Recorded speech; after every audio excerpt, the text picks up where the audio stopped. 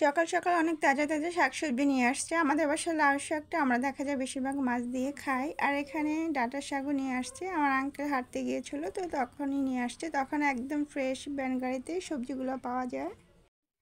তো আসসালামু আলাইকুম, সবাই কেমন আছেন? আলহামদুলিল্লাহ, আল্লাহর রহমতে আমরাও ভালো আছি। তো এখানে শাকসবজি এগুলো কাটাকাটি হবে, আর আজকে ডিম রান্না করা হবে, টক রান্না করা হবে। এখন একটু যেহেতু টমেটোর সিজন, টমেটোর দামটাও কম, সেজন্য এখন টমেটো খাওয়া হয়, প্রতিদিনই দেখা যায়।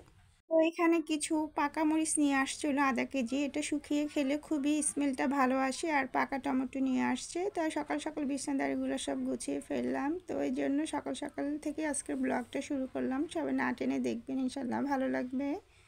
দেখা যায় বেশিরভাগ কালারফুল চাদরগুলোই বিছানো হয়, যেহেতু আমার বোন আছে। তো এই যে আমার আন্টি আজকে অফিসে যায় না, যখন না থাকে দেখা যায় বাসায় অনেক কাজই করা হয়। তো আন্টি শাকসবজি সব কিছু কেটে দিয়েছে। তো আলহামদুলিল্লাহ, দেখতে দেখতে রোজা চলে আসছে। তো রোজার দিন দেখা যায় এগুলো কাজ করা হয় না। তো এখানে 2 কেজি হলুদ নিয়ে আসছে। আমরা দেখা যায় এভাবে হলুদ শেষ হলে ভাঙিয়ে তারপরে খাই। তো এটা ধোয়া হবে, ধুয়ে তারপরে ভাজা হবে।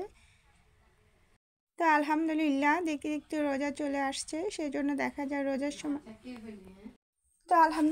দেখতে দেখতে রোজা চলে আসছে, সেই জন্য আমরা বেসন ভাঙাইছি। এখানে আমি ডালের সাথে পোলা চাল দিয়েছি।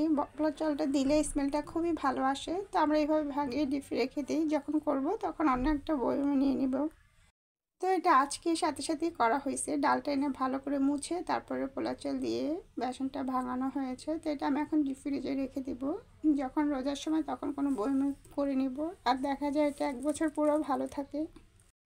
তো আমাদের বাসায় এখনও গত বছরের বেসন আছে। তো আমি এইভাবে ডিপে রেখে দেব, পরবর্তীতে কোনো কৌটোতে করে নিব। আর এইভাবে দেখা যায় সারা বছরই বেসনটা ভালো থাকে, সব তো আর শেষ হয় না, কিছু থাকে।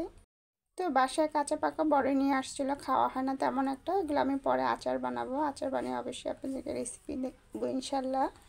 তো হলুদটা ভালো করে ধুয়ে নিচ্ছি। দেখা যায় ধুয়ে ভালো করে তারপরে শুকাতে দিই। এইভাবেই আমরা হলুদগুলা করে থাকি। আর আমাদের বাসায় যেহেতু নিচতলা বাসা, রোদ নেই, কষ্টই হয় শুকাইতে। তারপরে 2-3টে ধোয়া দিয়ে অন্য একটা পাত্রে নিয়ে নেব। তো দেখা যাবে এটা 6 মাস। হলুদ ইচ্ছা করলে তো আর বেশি দেওয়া যাবে না, একটু প্রয়োজন অতটুকুই দিব। তো ভালো করে আমি হলুদটা ধুয়ে ফেলতেছি।